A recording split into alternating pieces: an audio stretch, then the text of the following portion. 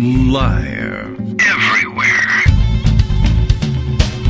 On netrootsradio.com.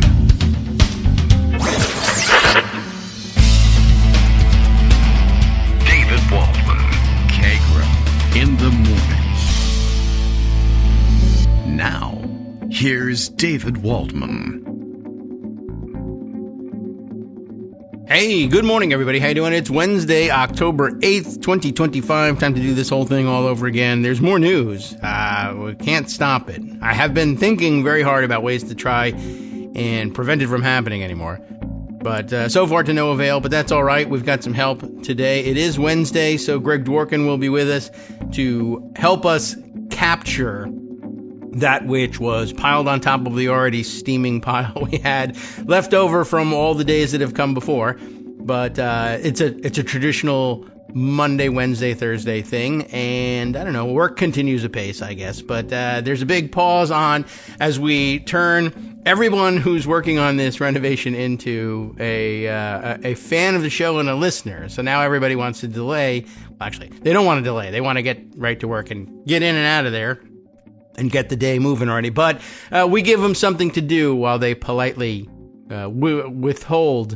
the noise and keep the sound levels down. But at least now they have something to do while they're planning out the day, drinking coffee, procuring supplies, preparing for the day's work. And that's what you ought to be doing too. That's how you should treat this thing. And it's our pleasure to bring it to you that way. Let's see. Lots of things happened yesterday. I had a little, we have a the briefest of conferences before we begin. Mostly, we usually say, well, we don't plan things ahead of time. And that is definitely true. When we talk, we don't plan. We just say, I don't know. Here's something I've got. Occasionally, the planning extends to, I have a video and you should load it. But today there's no video. So today's plan was to say, all right, Pam Bondi made a mess of things yesterday, and this was the discussion. We basically watched the circulation of clips of her performance, and it really was a performance, before the Senate Judiciary Committee. All the things that you're not supposed to do as a cabinet official, she did. But because she was performing for an audience of one, as Greg pointed out, it's all for the cameras so that Donald Trump can see you being combative and tough and really basically rude.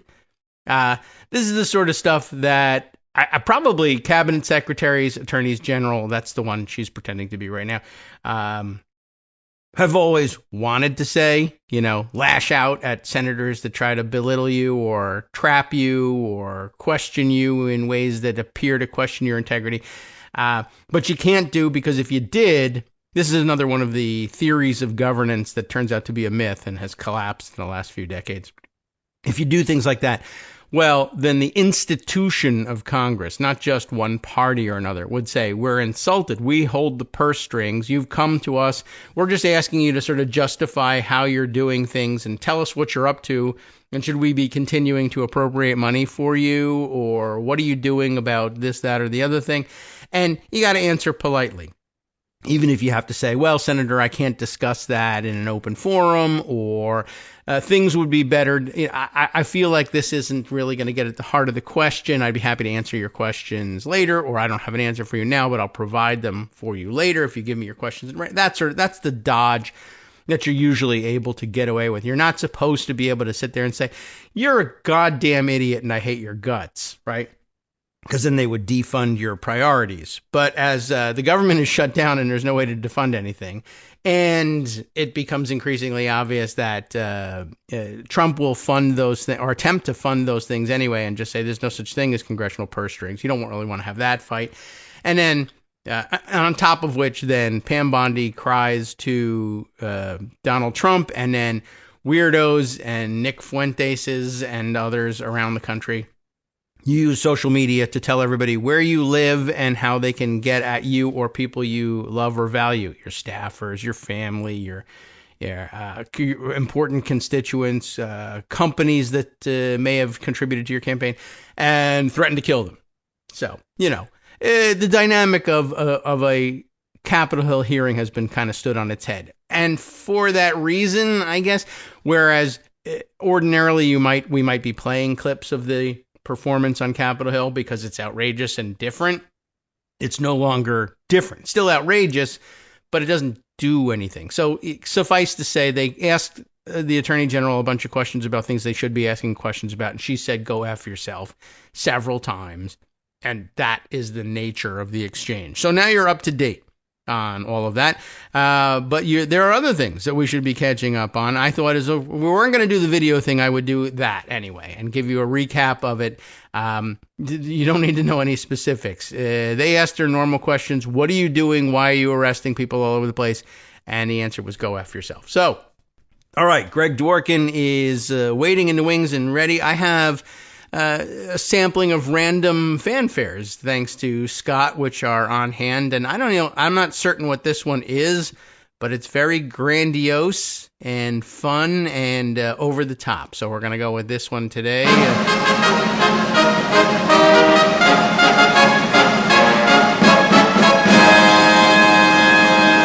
10 seconds have never felt so long. Greg Dworkin, how are you doing today? I feel like that's like the emperor has no clothes kind of fanfare. Well, that's your business. We don't do video. So well, we're going to do video today. I found one, and it's all the way at the bottom. But it's not Pam Bondi. What did I just do 10 minutes? I know there's no video. There's no video of Pam Bondi. You're absolutely correct in did every I tell you sense we of don't the word, plan this? And you were correct on why. Okay. Well, there's but some correct in there. Okay. Well, all right. I don't know. Hold on a second, everybody. I did tell everybody we don't plan. So, must well, I be just true. want to prove your point. Yeah, thank you. All right. Hold on a second. The computer is thinking about it. Hurry up, hamster. Do the thing. But we don't have to do that first anyway. Oh, well, all right. Then I want to start out with the fact it's part of the sequence here. Oh, all right. Let's do the sequence. So my pundit roundup today was labeled abbreviated pundit roundup. Republicans are screwing up the shutdown while Democrats are winning. Oh. And there's a new poll out from Navigator Survey this morning pointing this out. Good. Who do you blame for the most for current government shutdown? And this is in line with like 5 other polls that came out in the last 72 hours. Yeah. Democrats 32. There's always 32% of the party, which are hardcore MAGA. Trump, GOP 45. This is, of course, everybody. It's not just MAGA people. Okay. But there's a 13-point gap between 32 and 45. Most people blame Trump and the GOP. There's a 19-point gap with independent. MAGA Republicans blame the Democrats 36 and blame both equally 34. Oh. Well, you're wrong about blaming both equally. And but Trump and Republicans 17. Those are pretty nice low numbers. Okay. If you're a Republican, you don't want them that low. No, but they are golf-oriented, and they may think that's a good thing. Unless you think I'm overreacting to this series of like 6 polls that say the same thing. Mm-hmm. Here's the staid New York Times version. Healthcare politics bolster Democrats in shutdown fight. Even President Trump has conceded that he and his party could face political pain from rising premiums, stiffening Democrats' spines as they demand a subsidy extension. But more to the point are Politico and the Bulwark. Politico has Trump's off-script comments cause shutdown headaches for GOP. That's a change in the headline. You can tell that from the URL. Oh. When it was originally posted, it was Republicans in disarray. President Donald Trump, Speaker Mike Johnson, and Senate Majority Leader John Thune are straining to project a united front against Democrats. Okay. In one stark example, Trump scrambled the congressional leader's messaging when he told reporters in the Oval Office he'd like to see a deal made for great health care. And he's talking to Democrats about it. Now, Republicans say he's not talking to Democrats. Democrats say he's not talking to Democrats. Right. Republicans say it. Right. So the problem is, then the next day, yesterday, after a White House budget office memo raised questions about a federal law guaranteeing back pay for furloughed federal workers, Johnson and Thune both voted for it in 2019. Trump signed it. Trump said, I'm not going to, pay them. Yes. Very interesting tactic that there's a lot to talk about around it. But at bottom, as quickly as possible, I'll just say, as you said, Thune and Johnson both voted for this thing. This was a reaction to the shutdown, the first big, long Trump shutdown that started at the end of 2018. stretch into 2019, at the end of which, yes, Congress said, well, here's what we'll do. They threatened this time not to pay back pay to federal workers just the same as they're doing right now. Let's pass a law to make sure that that's guaranteed, because we just don't want that kind of crap happening. Well, let's not deal with this Trump BS ever again. We'll pass this law. And they voted for it. He signed it. And so we're back to another of the great lessons of the Trump era. If you think at any point, whoever you are, wherever you may be, that you have a deal with Donald Trump, you do not. You are wrong. I have a flow chart that I put together for Blue Sky posting. It's very simple. Do you have a deal with Donald Trump? The yes arrow takes you to the box that says no, you don't. And the no arrow takes you to the box that says correct. You don't. So, yeah, this was basically a deal among the government. Let's not have this be an issue ever again. And even Trump agreed to it. And then the very next shutdown that he caused, he's like, not only am I going to go back on my word, but Congress that said this way we'll never have this problem again because we'll legislate it away, still finds him sitting there, having signed the bill, saying, I don't know what you're talking about. There's no law. Sorry. Not going to pay attention. Well, he's confident the Supreme Court will say, we're originalists. We go by the original text, and the original text means the complete opposite of what's written on the page. Yeah, pretty much. Even if the original text is from 2019. Right. So Politico says not only have these moves so far failed to move Democrats off their positions, they've left Mike Johnson and John Thune flat-footed as they confront questions about the GOP strategy for ending the shutdown. All you have to do to prevent any federal employee from not getting paid is open up the government. I don't know what they're talking about. I don't know what statute they're using. Yeah. Johnson said he supported he back does, pay though. and praised the extraordinary Americans who serve the federal government. They're not worried about a Virginia governor race, are they? They serve valiantly and they work hard, and they serve in these various agencies. Barely 2 hours later, Trump said, I'd say it depends upon who you're talking about. Yeah, that was a neat little trick. Some people, he said, some of them don't deserve it. Some of them don't deserve it. Really?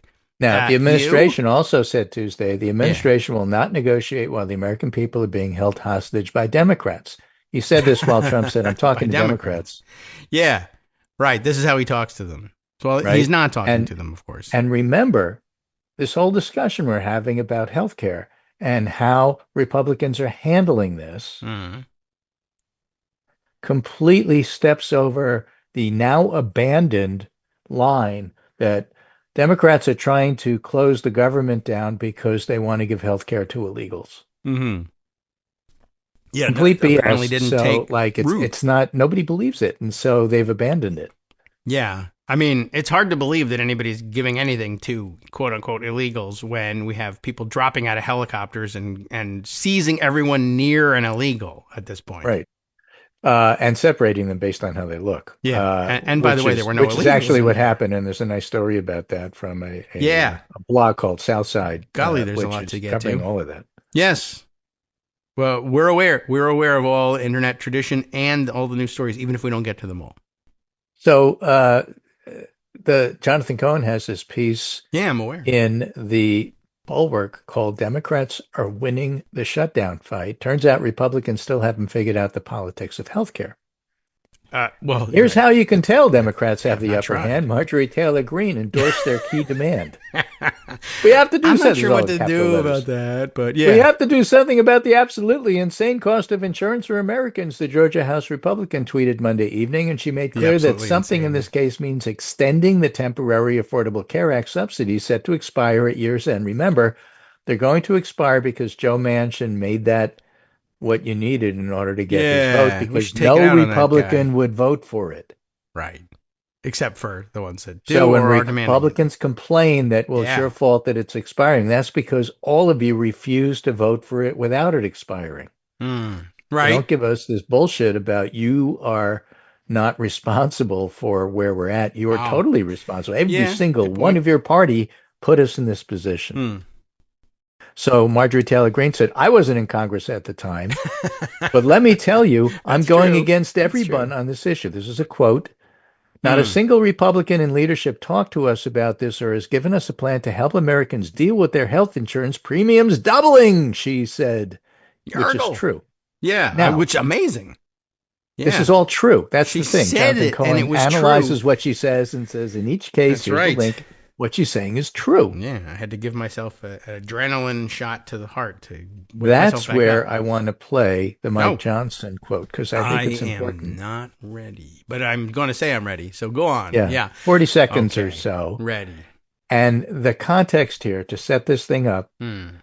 while David scrambles to find the video, I is that Mike Johnson that is guy. attempting to make the gaslighting case that it's Republicans that have always been at war with East Asia, and that Republicans are the ones who are trying to save healthcare by trying to get rid of this poisonous Obamacare. They came close, except for John McCain. But you little people don't understand that Obamacare is killing you all, and we Republicans are trying to save you despite yourselves. And for some reason, this isn't flying, but I wanted to give you an example of what he's trying to do. All right. And this is him. He's in Congress somewhere, but in front of a gigantic framed historical type painting. All right. I'm ready. Let's do it. So they created a red herring. A red herring is a distraction. They decided that they would pick a fight on health care. Well, let me look right into the camera and tell you very clearly. Republicans are the ones concerned about health care. Republicans are the party working around the clock every day to fix health care. This is not talking points for us. We've done it. A big you can stop there. I mean, holy mackerel. By the way, Right. He does not look at the camera when he says, I'm going to look straight into the camera. He's everywhere else. He looks at his notes as he says that. See, look at camera. Shoot. but that and everything else Yeah. about what he said is complete phony baloney stuff. Holy mackerel. And the reason it's not working, I mean, you don't even have to worry about it working. Everybody knows, even though it may not be true, that Republicans are the ones who want to shut the government down and Democrats want to keep it open. It doesn't matter individual circumstances or talking points. It's simply something that Americans understand and accept. Like the only party that can be in disarray are Democrats. And when you write that in a headline, but also, if you're you're talking about health care, yeah, there's one party that actually tries to give people health care and one party that tries to take it away. That is Everybody true. knows this. So when Mike Johnson, all by his little own lonesome self, tries to convince everybody the opposite is true, it's not going to fly. That dog won't hunt. That's, what can I tell you? I will say this. He has his suits tailored correctly. That's a good sign for this administration. But yeah, I mean, that's been the thing since forever. Anybody who's had any political awareness for the last 20 years has noted, for instance, how often Republicans used to say things like repeal and replace Obamacare, and that they every time had no plan to replace anything. And you may recall, and failed, and they didn't convince the public they also they were didn't even serious repeal. about it. Right. That's true. Let's be real about what's going on here, so right. people let's understand. Start now. All right. American medicine is becoming more and more corporate. The days of the primary care doc in his office or her office by themselves with 2 or 3 partners, but they had their own business, those days, if not gone, are going fast. All of these practices are bought up by bigger groups, which are bought up by bigger groups, which are bought up by venture capitalists who then make it so that whoever's working in the office has to see X number of patients per hour, and you're scheduled, and they track it, and this, that, and everything else. Like One Amazon. of the major reasons I was more than happy to retire at age 65, because I didn't practice medicine that way and never would. But there are people that do, and that's how it's being done. And what Mike Johnson wants is he wants to get the government out of healthcare in every possible way so that the rich fat cats who wind up funding the Republican Party can own. We've lost your audio there.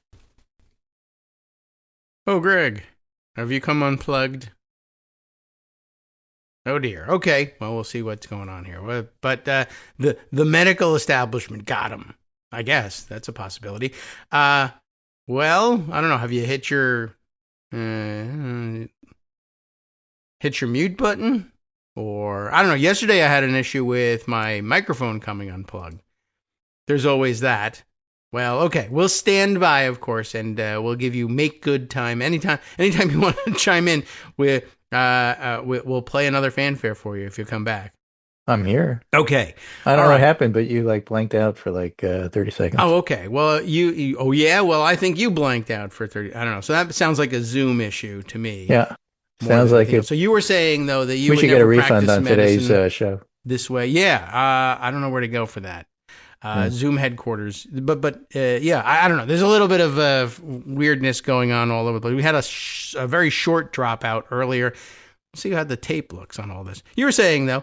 It's all about American healthcare and how you make money off of it. Yes. All right. Same thing they want to do with privatizing Social Security. They want to privatize healthcare in a big way. That's what they're after. And so they gaslight you by pretending to be on the side of the little guy. And they're nowhere near the side of the little guy. And that's why it's so ridiculous when Mike Johnson say this stuff. But what Jonathan Cohn points out, these cracks in the Republican wall are conspicuous because the fissures on the other side have been nearly invisible. Democratic Senate leaders have been losing just 3 caucus members on votes to reopen the government. And those 3 wouldn't necessarily support anything that the Republicans are doing. True. Fetterman is a chronic dissenter. Yeah. Angus King said he might start voting with the rest of them if the Republicans don't get their act together. He's just trying to give them a chance to do the right thing. Well, he's a nice guy, but and then this relative Democratic, I don't know, Cortez Masto might be the other. I can't remember who the third one is. I think you may be right about that. The relative Democratic unity is not something a lot of people would have predicted. The party's brand is in the tank, according to polls. The polls are wrong. Thanks in part to extreme disappointment among base voters. That's where the vote in the tank is from. It doesn't mean that those base voters won't vote for them. They're just mad at them. Yeah, we want you. And high on the list is Chuck Schumer, who capitulates on everything. So here's the thing, David. Chuck Schumer is actually orchestrating this thing well. What do you make of that, and how does that change your opinion of him, if in any way it does? Mine, it doesn't, because, this is a terrible job that he's got, and it's very hard to do it well for the rank and file, because, of course, it's not for them. So this is a difficulty right off the bat. The audience for Chuck Schumer's machinations is the Senate Democratic Caucus. That's who elects him. That's who he's responsible to. But in the modern media era, we tend to think of the quote unquote Democratic leaders, and it's probably better to think of them by their real titles as floor leaders, right? And we forget though, but they're Democratic leaders, and so they get to go on all the Sunday shows and they're interviewed all the time. And people look to them as people who are supposed to be spokespeople for the Democratic Party writ large, and that's not who they are, and it's not what they do, so it's an impossible task, fulfilling the wishes of rank-and-file Democrats who aren't in Congress about what they want. They speak for incumbents. That's what they do. Yes, and so they give rank-and-file Democrats are not incumbents, and they have a different priority. Yeah, as people then point out, and they get frustrated with it, well, they can change leadership anytime, and they start to prevail on their Democratic senators to please do that, but you forget that behind the scenes, they're saying, it's a lot easier for me to survive as a Democrat in my state if I have all the fire concentrated on you, Chuck Schumer. And since you, Chuck Schumer, will probably never lose in New York, please do that for me so that I can say I'm independent of that guy. And the funny thing is about that? I find no humor in that whatsoever. Chuck Schumer is relatively safe seat, yes? Yes, relatively speaking. But he's from Brooklyn. Yeah. Oh. Okay. All right. And so who does Brooklyn support for mayor? Why, that would be Zoran Mamdani. Yes. Is Chuck Schumer endorsing Mamdani? No, he isn't. No. Is that going to help him keep his Senate position? No, it's not. So if you want to be mad at Schumer, it turns out he may be safe, as you're saying, because his real constituency are the incumbents in the Senate. Mm-hmm. But in fact, his position of trying to protect incumbents may screw him with his constituents over the mayor. It could be. And so, they are two different positions. Yeah, but he's got a really fine line to walk here. Yeah. This is helping him because whatever the actual politics are that you were describing, this makes him look good. Okay. Because it makes him look like he knows what he's doing. And it makes him look like he's organizing the Democrats to be a solid front. And, it's nonsense, just as him capitulating in the last time to a spending deal in March was nonsense. It's not pure capitulation. There's only so many levers you can pull. But it looks good. Yeah. And so what's so fascinating to me, of course, is following the press, how many reporters said at the outset, Aaron Blake at the top of them, I'm skeptical the Democrats can even come close to winning this shutdown, but here's what's going on before we shut down tomorrow. Why? Republicans always lose shutdowns. What is so hard for you to understand? It is a true rule. I mean, the rules are made to be broken. They're the party that wants to shut the government down. They're the party that doesn't want you to have the services that the government gives you. I don't think. And by the way, there's a Virginia governor race, and why that's important is because a lot of people who work for the government live in Virginia, Northern Virginia. Yes, they do. And a lot of them, by the way, also serve on federal juries that are apparently being asked, will eventually, maybe, sort of, kind of be asked to convict the FBI director. And a lot of them, remember working for the FBI and for that guy and saying, actually, he was all right. There are a lot of federal employees. They tend to be FBI respecters as well, by the way. Well, we're just coming up on the break, but after the break, I want to tell you about a big deal in the Comey case, the James Comey there's a lot of supposed prosecution. Okay, well, I'll be on the edge of my seat. But I don't think you will, but at least I'll tell you about it. Well, okay. I mean, I can put myself on the edge of the seat. For 2 minutes, I can put myself anywhere on the seat. It's exciting and new. I'm just saying, Chuck Schumer is doing a decent job given his impossible position. Yes, because he doesn't have the votes. Right, and one more thing to remember, he's not actually running for mayor of New York City. So you can do something like, I'm right and very righteous in voting for Mamdani, and okay, Chuck Schumer, whatever. Hi everybody, this is Scott Anderson, your summary guy. Were you looking forward to an egalitarian democracy free of bigotry, misogyny, racism, and greed, where people of different appearances, belief, and heritage had a right to live without fear, and everyone could expect a basic level of health, stability, and safety throughout their life? Well, too bad. The plain fact is that we're heading in the wrong direction. And where we once had a voice in such things, increasingly we don't. Not exactly the kind of news I wanted to share, but there it is. However, if you're looking to join people who understand today's issues and can intelligently address the reality of today from your point of view, you can join us at Kagro in the morning. As you know, there aren't many of us out there, at least compared to them. We need to stick together, and by that I mean send us money. That is contributions to patreon.com, secure, reoccurring contributions. Those contributions keep this show on the air and us together. We've been through a lot together. The temporary loss of the presidency, we hope. The temporary loss of the House, the Senate, the Supreme Court, we hope. Face it, we are pretty much all that we have left. Remember, we couldn't do it without you, and you shouldn't do it without us. We're in this together, so thanks. All right, welcome back now to the Kagro in the Morning Show here on Netroots Radio. There's a lot to do. Let's do it.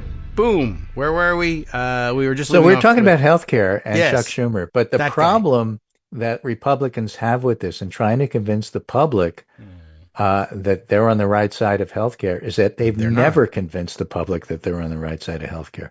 Jonathan Cohn traces the GOP position on healthcare, back to the 40s. Harry Truman was campaigning for a national healthcare plan. That is true. I have a whole giant compilation of their crazy quotes in opposition to it, that it was communism. Right. Ronald Reagan and other conservatives were against Medicare. Sure. Democrats, he says, have made the liberal case seeking to create something like one of the higher functioning health systems abroad. The GOP's case is intellectually coherent with plenty of serious conservative and libertarian thinkers to defend it. He's got links to support that comment.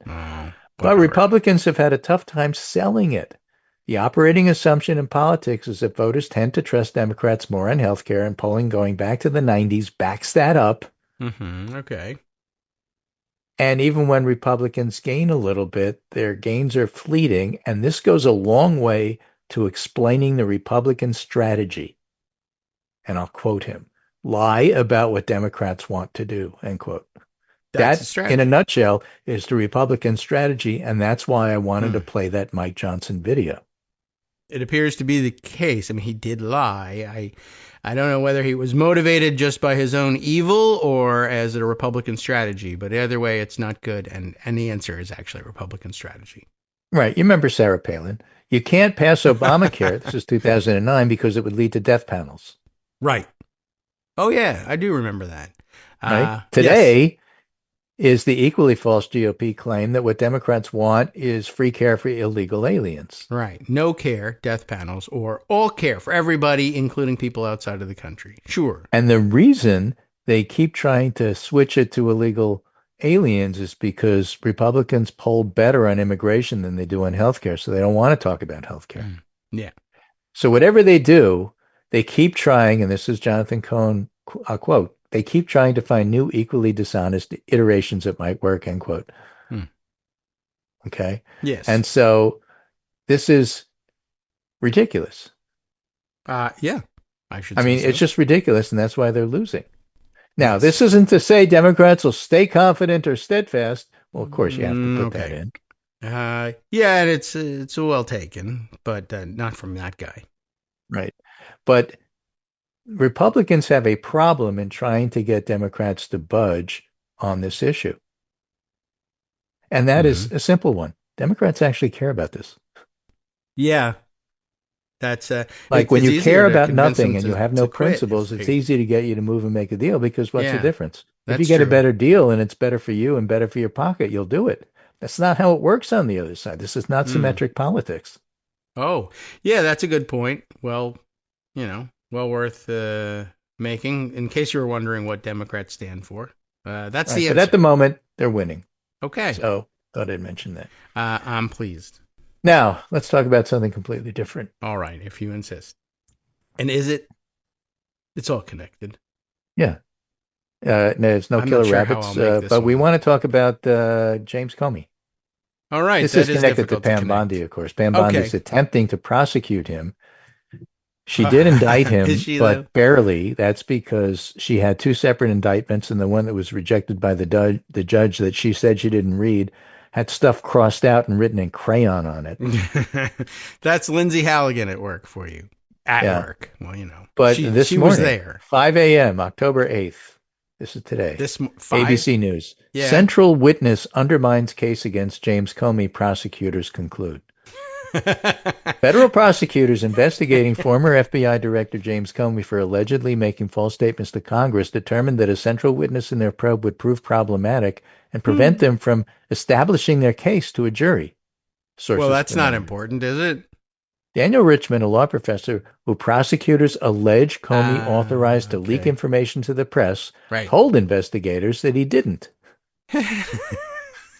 They told investigators that Comey instructed him not to engage with the press on at least two occasions and unequivocally said Comey never authorized him to provide information. They used him as the reason for why they're indicting him. Well, that's not great. And it wasn't even great beforehand, before he said this, because the first stab at the indictment, as I recall, was that, we're saying that Comey authorized someone else to leak. And then that guy said, no, he didn't authorize me to leak, and I didn't leak. Somebody else leaked, but I don't know whether it was authorized or not. And then they said, all right, well, we'll just make the other guy the witness. He instructed you to leak. He didn't, though. Or at least I'm not going to say so in court. So what else you got? So investigators detailed these conclusions in a lengthy memo recommending that the office not move forward in charging Comey. Again. She did anyway. Right. She couldn't find anybody in her office to do the prosecution. She had to sign off herself on it and botched it. And now she can't find anybody in the office who's willing to prosecute him in court. So she's got to go outside her department, her office, or whatever they call it, the Eastern District of Virginia U.S. Attorney Office. Hamster wheel. So it's an office. So nobody in that office will do her bidding because they say it's stupid. Your bidding is now stupid. She has to go outside the office and find some other real estate attorney who's never prosecuted to do this. Have you been injured or upset the President of the United States? Call us. Yeah. So during grand jury proceedings, prosecutors have no obligation to present evidence favorable to defendants, so they probably didn't tell the grand jury this. But such evidence must be handed over to the defendant before trial. Well, it's called disclosure, you dickhead. That's just a quote. I'm just saying. That's disclosure and discovery. So between the two of them, you're screwed. Yeah. They haven't done any of this work. Lindsay Halligan never having done any of this work. Of course, she's a commercial insurance attorney / I think she's had some real estate experience as well, but not up to the job. But she was up to the job of teasing her hair out and hanging around Mar-a-Lago. Well, let me ask something heretical. All right. Because in a different context, you would never bring this up. What if she lied to the grand jury? Well, I don't know what they said. That's true. Well, that would be problematic. It would be difficult to establish. I mean, she'd lose her license, right? If she did that. Yeah, you would think that would be one of several bits of fallout. But Trump would keep her. It doesn't say that the attorney general has to be a practicing attorney with a license, does it? She's a U.S. attorney, and she's only acting at that job as it is. By which I mean not so much that she's. She's acting like an attorney. Yeah. I get that, but Yeah, I think you have to be a general. You know what? Who knows whether it's even written anywhere? Yeah, right. And what if it is? So what? Who cares? What is it? Written in ink somewhere? But yeah, you ought to be an attorney. I guess it'll take a year or more to finally get around to like disbarring her for it. But in the meantime, she's only got 120 days to get this thing done anyhow. Well, you're talking about Lindsay Halligan, and I'm thinking Pam Bondi. That's why I said Attorney General. Pam Bondi could be, sure, right. But Pam Bondi hasn't addressed the grand jury in Virginia. No, Lindsay Halligan's the one that I'm just saying, what if she lied? How would we know? That would come out in court. Yes. I would think, because they have access to the grand jury, don't they? At the time of trial? Who? Doesn't mean that they could talk about it. But the petty jury or the people. When Comey's actually on, assuming he gets to trial and he's actually on trial and he's got defense lawyers, don't they get to see all this stuff before the trial? Sure. Yes, they do. Patrick Fitzgerald is actually going to be his defense lawyer, which I have mixed feelings about in general. But then again, I also have some mixed feelings about James Comey being on trial. But just this one's going to fall apart, so I'm trying not to get attached to those feelings. Right. So, yeah, there's an awful lot wrong with every step of this case, which would be a complicated and difficult case for a competent attorney, which is why the ones who were relatively competent said, don't bring it. This would be an extraordinarily complicated and detailed case and difficult to win. And at every turn, they have done something wrong, up to and including having Lindsay Halligan be the only name on the signature or the only signature on the indictment. And we're not 100% sure she was entitled to sign that indictment. She may not actually be the acting U.S. attorney for the Eastern District of Virginia. That's a question mark. And that's why you have more than one lawyer sign the indictment. Well, even if she's not the proper acting U.S. attorney for the Eastern District of Virginia, I work in that office and I'm a legit lawyer. So let's go forward. Well, if there's only one signature on it, then and hers is invalid, then it's an unsigned indictment. Time is up. The statute of limitations ran out on September 30th. You can't do it over again. Goodbye. There's no trial. But of course, we have to start the proceedings. Good day, sir. Yeah, well, so many things from Willy Wonka. Wrong, sir. Wrong. Madam, really, but okay. But yeah, then of course, suppose you get past that hurdle and say, to hell with it.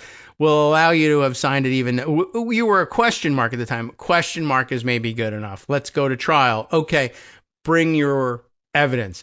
I don't have any. Do you have a witness? No. So, all right, short trial. That's kind of it. Summary judgment. The jury gets paid for a day, and they go home. Right. You're dismissed. So Brian Beutler has a rambling but interesting piece here, an off message where first he just mentions the end of non sequitur politics. It looks like they're two separate posts, but it's hard to tell from the way the formatting is here. All right. A federal judge on Saturday prohibited Donald Trump from deploying Oregon National Guard troops into Portland on the basis of a fabricated emergency. Yes. Just as a federal judge in California held a few weeks earlier, his deployment of troops into the streets of L.A. violated the Posse Comitatus Act. Mm-hmm. And Karen Immergut said the country has a long-standing and foundational tradition of resistance to government overreach. This historical tradition boils down to a simple proposition. This is a nation of constitutional law, not martial law. Mm-hmm. M-A-R-S-H-A-L-L. Not John Marshall. Yeah. There are two notable differences between those two cases. The first is that Immergut is a Trump appointee. The second is that Trump blew past her order contemptuously.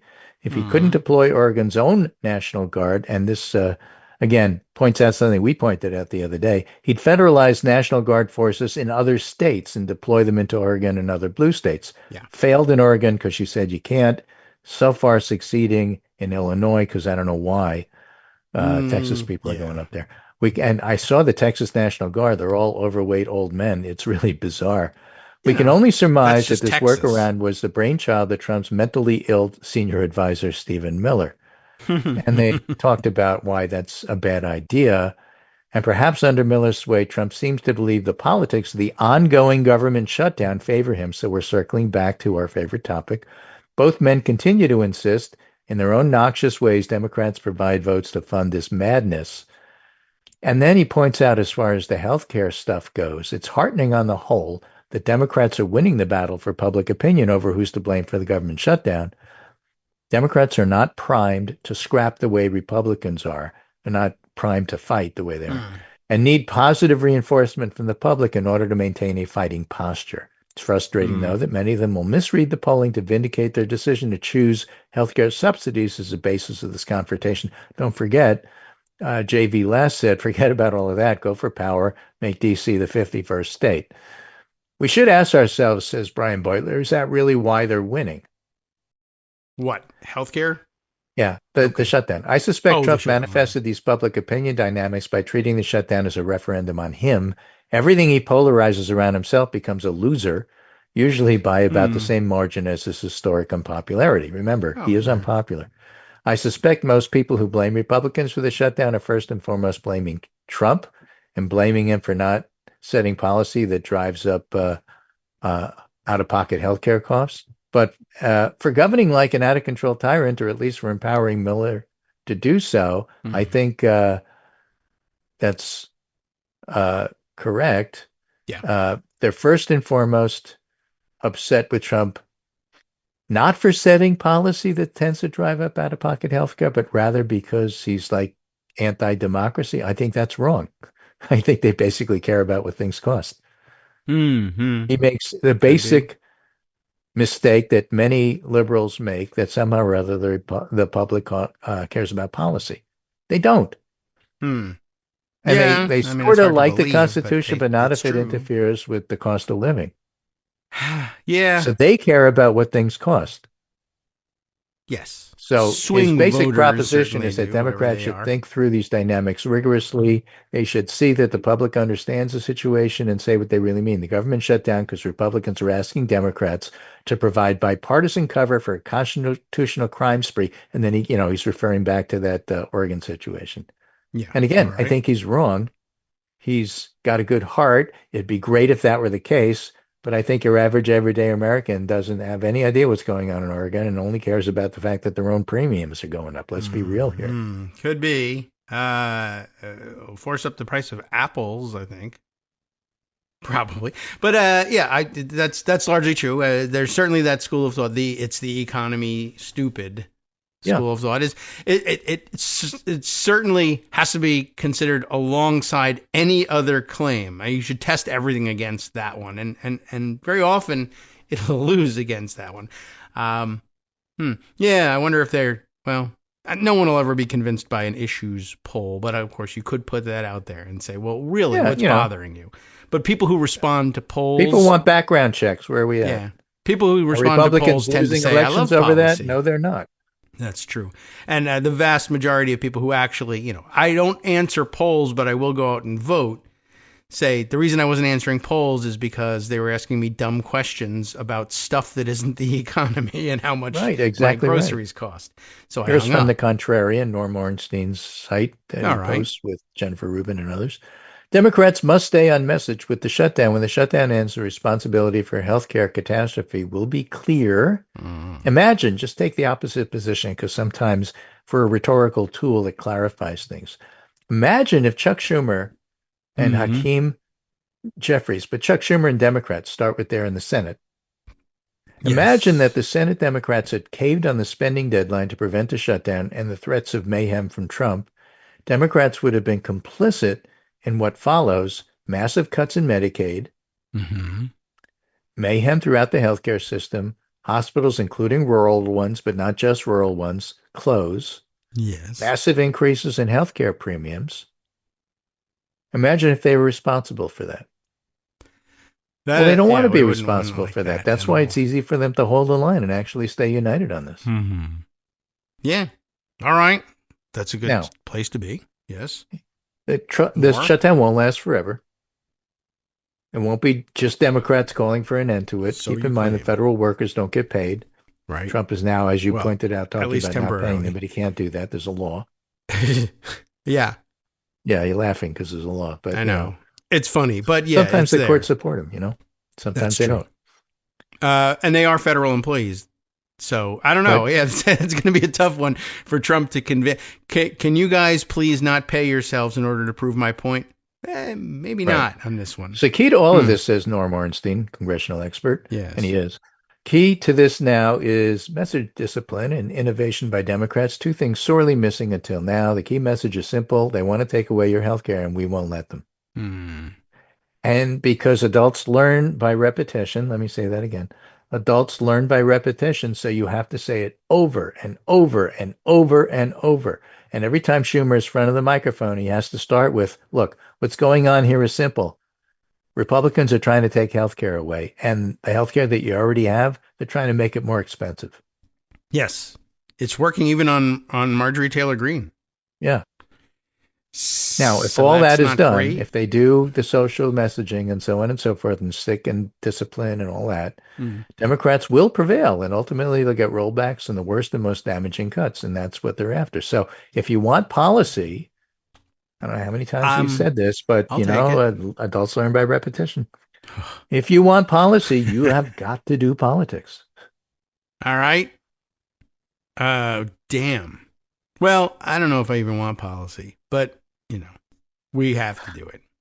Well, some people do. It's what we're after. It really is true. It's the whole reason for politics, and you can't separate the two, and you should be doing both smartly if you can. And I don't know. All we can do is give you the data and try and make you smarter. Is it working? All right. Well, our audience is extremely smart, and they really are. And I think it's largely because... actually, because they started that way. But we're supplementing their smartness each day with, this kind of stuff. This is the truth. This is how it has to go. Even though we're mad at Chuck Schumer for not being cool and tough, there's a lot that goes into this. Somebody needs to be cool and tough, and we've got them. And they're out there, and they're running for office and doing very well at that. And somebody else has to, actually be in there and take the punches for the other senators who are just not sure how to navigate this never before seen situation. And we're always unsure of how to navigate the old situations too. That's just the as role of the Officer Tootie used to say in the old Car 54, where are you? Oh, yes. Show. Ooh, I got something. Most Americans don't want troops deployed without an external threat, Reuters Ipsos poll finds. 58% of Americans, including 7 in 10 Democrats and half of Republicans, think the president should send armed troops only to face external threats, a sign of unease as Trump increasingly deploys National Guard troops. The poll, which ran Friday through Tuesday, so it just ended a day ago, also showed the Republican president's approval rating ticking down to 40%, 1 point lower than a late September poll, with his rating slipping on his handling of crime and the cost of living for U.S. households. So he's supposed to be the crime president. Yeah, well, he is that. I mean, I think we're supposed to understand that he means he's against crime, but the description fits. It's just the U.S. not what he military thinks. should remain politically neutral. All adults 83, Republicans 78, Democrats 93, other 80. If you're not a Republican, you're not a Democrat, and you're not an adult, you must be other. Okay. The president should be able to send troops into a state even if its governor objects. 48% of the public says no. Yeah. 37% say yes. 70% of Republicans say yes, but 18% of Republicans say no. He's losing 20% of his party on this. Yeah, and I don't know how convinced they are of the yes. I mean, this is a situational yes, because the I same have to say 70% yes, said no because, when it it's was my guy, but when it was Jade Helm, it was no. Yeah, exactly. Okay. So anyway, that's it for me. That's the story. Right. That's what's going on. That seems like a good number of stories, I think. We'll investigate some of these things a little bit more deeply. We got more interesting stuff, as you pointed out, coming out of the after the fact reporting about that crazy ass raid in Chicago. It's just getting worse and worse looking, and that's the sort of thing that's driving public reaction to the people who are still polling this. Is this what you meant? No, not in the least, and that's why it's unpopular to bring in federal law enforcement from God knows which branch, wearing masks and militarizing both them and mobilizing National Guard troops from other states and trying to force them in to states where they're not particularly welcome. And as others are pointing out this morning, reminding us that the National Guard troops who are arriving generally, they're not supposed to say this sort of thing to anyone. They're just supposed to, yes, sir, and go and take their orders. But they're kind of pissed that they're being uprooted from home and missing paychecks at work at home to do an unpopular job that probably doesn't need to be done and suffer harassment the whole time they do it in the form of people booing and telling them to go home. That's not great. They're not enjoying it. So, all around, I think this strategy eventually falls apart. The question is whether any of the other parts of the strategy fall apart before then, and how much of the other moving parts of Trump's strategy, such as it may be, are falling apart. We have more no-bill results from grand juries around the country. In Chicago, where they're marching around, arresting people off the street at random for protesting against them marching around, we're finding the same thing that we were finding earlier in D.C. Prosecutors can't get grand juries to indict the people they're arresting. This is kind of a big deal and something of a national phenomenon now. Yep. So interesting. All right. We'll take it from here. Any loud work ready to get started? No, actually, the contractors are really good. They held off until 10 o'clock today. Okay. We have that working for us. But they're still doing stuff. Let's put it that way. Yeah, well, sure. You didn't hear Abby bark at the garbage truck because there's a dumpster parked in the driveway, so the garbage truck's out at the street, so she can't hear it. Oh, okay. Well, that's a strategy. So, it's been quiet Good because thinking. people are actively working on keeping it quiet. But, okay. My daily reminder to the contractors who are listening to this show, you guys are really good, and I really appreciate all the work you're doing. All right. Well, good. This is as good a way to deliver that message to them as any, because they're listening. Yeah. You know what occurred to me? I'll just sneak this one, even if, we could cover it later, but it occurs to me, I've been seeing a couple of stories about, I guess, one of the American Cardinals, and I guess, where are they from? El Paso, Texas, visiting with the Pope and delivering him a package of letters from, what do we call them? I guess they're parishioners to the local priest, but what are they to a bishop or a cardinal? I don't know. But basically outlining the situation here in which people are telling them, we got a real problem here. We can't make it to church. We're afraid to go to church because ICE is hanging out outside and they'll snatch us up on the way to or from church, or maybe even raid the church and pull us out of there if we seek sanctuary. Kind of a big deal for the Catholic Church, and also kind of a big deal that we have an American Pope who very well understands the situation. And it occurs to me, as this guy is visiting him and telling him how bad things are in the El Paso area, our American Pope here, I have to remind myself that his name, Leo his papal name, Leo the 14th, is not only from America, but from Chicago. Isn't that right? And just I'm sort of interested in the fact that we have an American Pope, and B, he's from a city that's currently being occupied by these forces. And although the packet of letters he's gotten outlining the dire nature of the situation is from El Paso, he can point to, I have personal experience with what's going on in Chicago. The idea that Chicago is a war zone that deserves to be occupied by federal troops resonates with me personally. I can't stand by it. He's been very restrained, as popes these days, I guess, have to be in making direct criticism or threatening anything in particular. And popes don't threaten much anymore, but I just found it to be a very interesting thing. A good reminder. I had forgotten along the way that the Pope is from Chicago. He's going to be motivated to speak up at some point. And he can, of course, then retreat back to Vatican City. He doesn't have to sit here and take the slings and arrows. And it's a difficult thing for the Trump administration. After building a large portion of their coalition on ultra-conservative Catholics, it would be a difficult thing to go to war with the Vatican as well. Just pointing that out. Okay, very good. We'll see you again tomorrow, I suppose. Nothing standing in the way that you're aware of. Is that right? That's right. Okay. I have one last tweet here. Oh, yeah? Republicans privately admit they were too optimistic about Dems caving. Republicans thought Dem senators like Mark Warner would fold. Really? We're 8 days in the shutdown. Oh, no sign because, yeah.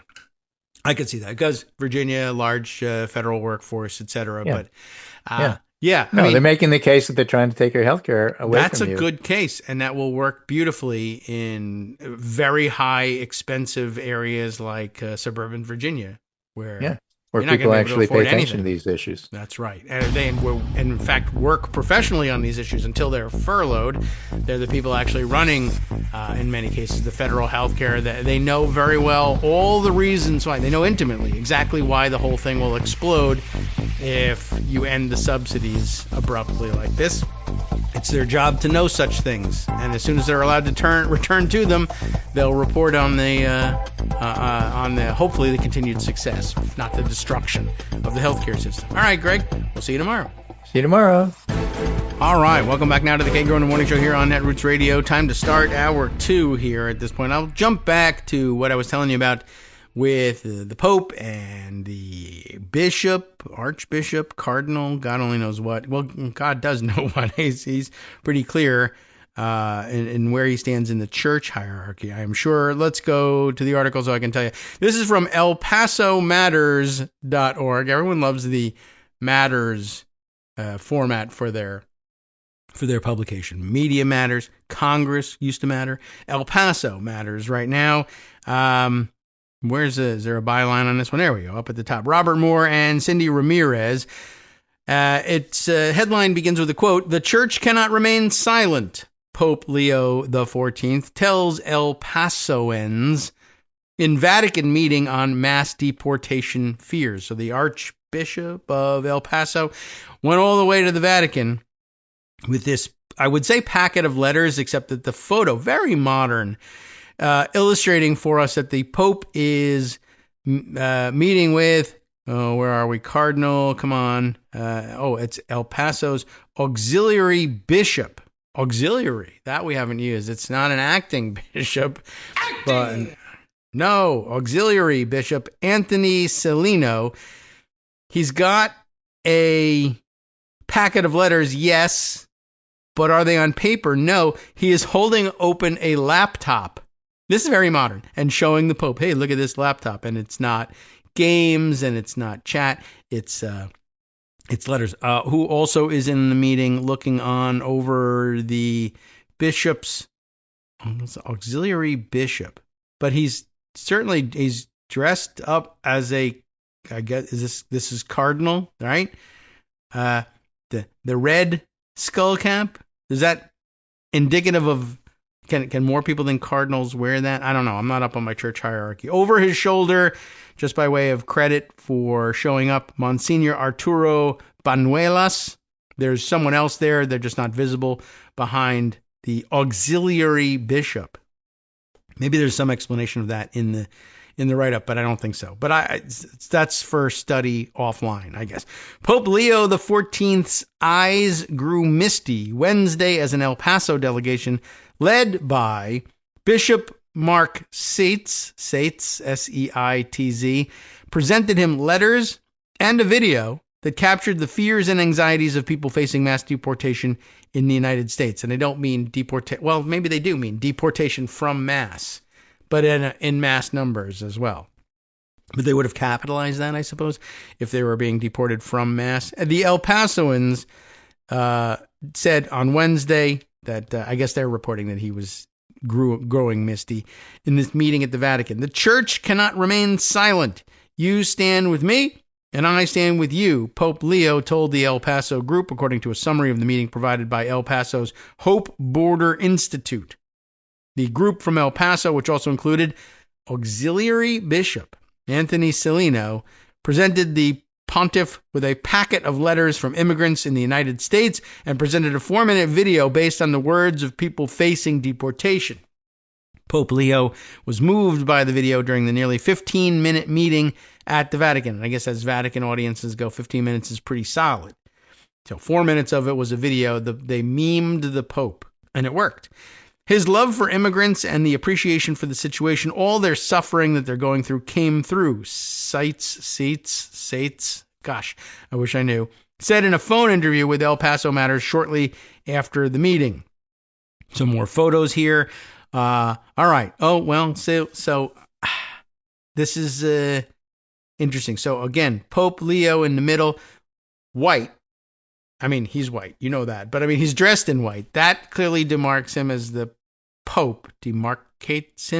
Pope, indicates to me that he is the Pope. And then he's flanked by, again, Auxiliary Bishop and El Paso's Bishop, who's on the right here. They're both wearing the red caps, black garb, some red accents to this thing. So I guess bishops were the cardinals. I wondered whether cardinals, like day-to-day official dress, might be in the mostly black, but with the red hats. But maybe they're just always in all red. I don't know. I got to get up to speed on the protocol on that stuff. The letters and a video based on them were gathered by the Hope Border Institute, an El Paso-based nonprofit that uses Catholic social teaching to advocate for migrants in the U.S. at the U.S.-Mexico border. Dylan Corbett, Hope's executive director, accompanied Seitz, I hope, to the papal meeting. It's very interesting. It's a rather long thing, but they have embedded the video that was shown to the Pope so you can watch it for yourself. And, some nice commentary reminding you of just who is this Pope and what's he all about. For instance, this quote, "We didn't feel we needed to convince him or change his mind. He's on your side, but we did hope that we could just give him a firsthand feel for what we're experiencing in the United States and how important his words of support are for our immigrants." And I do think it's important to note the Pope's home. I don't know if was he from Chicago proper? He may have lived outside. I don't know. I forget the background, but he certainly considers this greater Chicagoland area his home, and it's under siege, and he understands that inherently. And I think we'll see that come into play as Republicans try to hold together their coalition and may at some point feel like they need to jettison from their religious wing the Catholic practitioners. Only very few who are openly in opposition to the current Vatican anyway will stick around with them, including the Vice President of the United States, somewhat into his Catholicism, it is said, but we don't know if it's really true. And what happens when push comes to shove? Okay, back to other issues. I mentioned to you that I also have the ABC News article about what's happening in the Comey case. I think the nitty-gritty details might be of some interest to us there. And in clarifying things, central witness undermines case against James Comey, prosecutors concluded. That, according to various sources the reporters have talked to. Ex-FBI Director James Comey set to be arraigned on federal charges on Wednesday, and that's today. Catherine Folders, Alexander Malin, Peter Charalambous,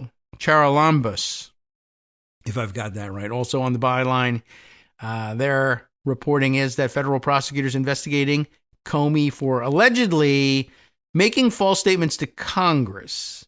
And it's a very big question mark, the whole thing. Determined that a central witness in their probe would prove, quote, problematic and likely prevent them from establishing their case to a jury. Sources familiar with the findings told ABC News. Daniel Richman, as we found out, the law professor who prosecutors allege Comey authorized to leak information to the press, told investigators that the former FBI director instructed him not to engage with the media on at least 2 occasions, and unequivocally said Comey never authorized him to provide information to a reporter anonymously ahead of the 2016 election, the sources said. I mean, Comey was a big question mark in terms of following the rules prior to the 2016 election. That's true, but that's the testimony that jurors and the petty jury will hear if they go to trial with this thing, if it isn't prevented from going to trial on 10 other grounds.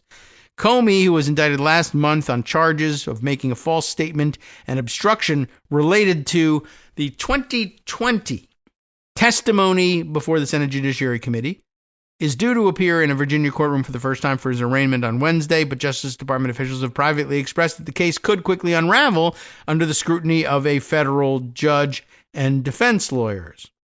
You know, like the full complement of people who are supposed to figure out what's going on in this situation. According to prosecutors who investigated the circumstances surrounding Comey's 2020 testimony for 2 months, using Richmond's testimony to prove that Comey knowingly provided false statements to Congress would result in, quote, likely insurmountable problems for the prosecution. What's the problem? Of course, the prosecution has to get to convincing a jury of 12 that beyond a reasonable doubt, their case, holds up. And one of the things that juries tend to use for things like that is evidence and witness testimony. And if the witnesses in the thing say, nah, he didn't tell me to do that. In fact, he told me not to do that.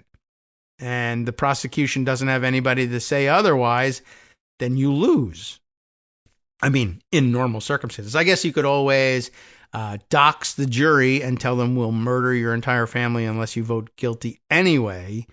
But, it's not supposed to work like that. So where were we? Investigators detailed those conclusions in a lengthy memo last month. So this isn't a new development. What's new is that the prosecution is trying to ignore it again for the 5th time. But again, investigators detailed those conclusions in a lengthy memo last month, recommending to the office not to move forward in even charging Comey, according to sources familiar with the memo's contents. And now that's more people than that used to be. Lindsay Halligan, the Trump loyalist, purportedly handpicked to replace the U.S. attorney for the Eastern District of Virginia, who was actually, of course, the acting U.S. attorney for the Eastern District of Virginia, who, in fact, resisted bringing prosecutions against Trump's political foes in general. Still, Halligan moved forward in presenting the case before a grand jury in Alexandria, Virginia, and secured 2 out of the 3 counts, anyway, that she sought against Comey over that 2020 congressional testimony. We keep saying 2020, and there's a reason for that. I hope they'll explain it in a minute. But yeah, okay, so Lindsay Halligan went 2 for 3, which is, like we say, batting average, not bad. In fact, particularly good. 2 out of 3, as some people say or sing, ain't bad.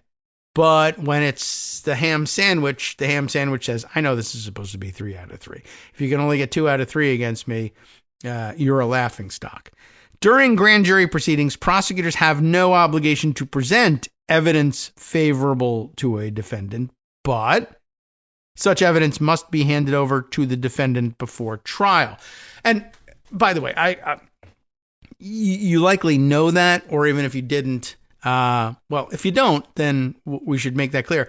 Grand juries, an entirely different kind of proceeding and an entirely different kind of thing. The prosecutors get to present their most damning evidence, some of which may or may not really be necessarily make it all the way through to presentation at trial. But the thing to remember here is this is where conditions are most favorable for a prosecutor. They can present this evidence, but they don't have to in fact, there's no opportunity for the defense to say, hey, that evidence is crap, or at least highly questionable, or we have countervailing evidence to that proves the opposite, because they're not there. It's just the prosecutor giving this information and not having to share it with the defense either. That's why you can indict a ham sandwich. The ham sandwich has no opportunity to defend itself in front of a grand jury. So anyway, afterwards, right, the grand jury proceedings, prosecutors have at this stage, no obligation to tell the defendant what they've got. But if they're going to go to trial, then they do. Now, Halligan's deputy, Maggie Cleary, remember at one point people thought she actually might end up as the new acting U.S. attorney for the Eastern District of Virginia, although it doesn't make any more sense given what we were talking about yesterday when we listened to Liz Oyer outlining that Sam Alito once wrote a memo for the DOJ saying, no, you wouldn't be able to make her, or we wouldn't be able to name her as the new acting U.S. attorney. However, the Vacancies Act might have automatically promoted her to that job as first assistant U.S. attorney for the Eastern District. But that didn't happen. Halligan's deputy, Maggie Cleary, raised similar concerns about the case the same week that the former White House aide turned prosecutor, Halligan, asked the grand jury to indict Comey, bolstering the conclusion that no single piece of evidence could demonstrate that Comey lied to Congress, and warning against relying on Richmond, who she described to colleagues as a hostile witness, sources said. So, as strong cases go, you don't want to be heading to the grand jury, much less to trial, when the one and only witness you have that makes your case, besides you saying that guy totally sucks and should go to jail, is a hostile witness. So again, the memo to Eric, what was his name, Siebert, said, yeah, you should not charge. Yeah, I'm thinking you're right, actually. Okay, well, in that case, you're fired. I want to get somebody in here who thinks we should proceed with this case. And then the remaining members of the EDVA troop said, actually, really, no, it's just not going to work. Before we just recommended, trust us, don't do it. That didn't work. Now we'll give you the specifics. It's not going to work because you have no evidence and no witnesses to bring to trial. And Lindsay Halligan still says, well, I can still ham sandwich this thing. Well, the ham sandwich turns out to be able to defend themselves at least 1 out of 3 times, which also is, by the way, not a bad batting average. Prosecutors further expressed concerns about the department's ability to take this case to trial quickly due to problems identifying all the relevant materials that would need to be handed over to Comey's lawyers, sources said. So again, not having ever prosecuted a case and not having anybody at the helm of the EDVA to do that, because it's Halligan, she wasn't even prepared. All right, let's say our witness holds up and everything's going to be fine. Now comes this disclosure part where we're going to have to give the defense whatever materials it is that we're going to use. Does anybody know what materials we're going to be using and whether it's going to present any sort of weird national security or confidentiality or classified materials issues to hand that stuff over to Comey at this point? No, we don't. We haven't even, probably a lot of it will be problematic because it will reveal classified information, and we should be very, very careful about that. But we didn't even enumerate what things we need to give to Comey. Well, why not? How long will that take? Well, we told you in no uncertain terms over the course of months not to bring this prosecution. So we kind of figured you would listen to us. Maybe that was dumb. So we don't have a list of, maybe we could prepare one. Maybe soon. I don't know when. But right now, no, we don't have it because we thought you weren't stupid, which was a mistake. But we thought you were going to, not do this thing because you don't have any witnesses. Oh, I see what you mean. All right. Well, they also raised alarm over the potential for Comey's defense to cite the statute of limitations for the case. Now, we've been working on the assumption that was their assumption, which was that they could still charge this thing because they're talking about Comey lying to Congress in testimony in 2020. And it's only just 2025 now, 5 years statute of limitations. He testified in late September, I guess, of 2020. And when they were trying to still charge him, it was still late September. And they had until September 30th to charge him under the 5-year statute of limitations for his alleged lies in 2020. But here's one of the other problems. There's raised alarm over the potential for Comey's defense to cite the statute of limitations despite there being the 5 years, which derives from what? It the charges that he lied to Congress actually stem from testimony he gave to Congress in 2017, which is more than 5 years ago. And the reason that they're saying this stems from 2020 is that in 2020, he was asked about his 2017 testimony, at which point he just said, I'm not going to say anything more about what I said in 2017 except to say that my position is the same today as it was then. And they're saying, well, your position in 2017 we think was a lie. So if you're going to say in 2020 that you have the same position, then clearly you're lying again. Only it's not that clear, right? The testimony from 2017, they say, was a lie. What was that? And then in 2020, he was asked by Ted Cruz, were you lying in 2017? Is essentially what they're trying to construct. And he's saying, listen, I'm not going to give you an answer to that except to say my position hasn't changed. Well, if it was a lie then it's a lie now. Yeah, except I didn't repeat the lie in 2020. I just said I stand by my testimony of 2017, which is true. That's one of the big problems, right? You lied to us in 2020. I didn't. I said what I said in 2017. I stand by now. I didn't say even whether it was true or false. I just said I stand by what I said in 2017. If you think I lied in 2017, the time to bring that charge was by 2022.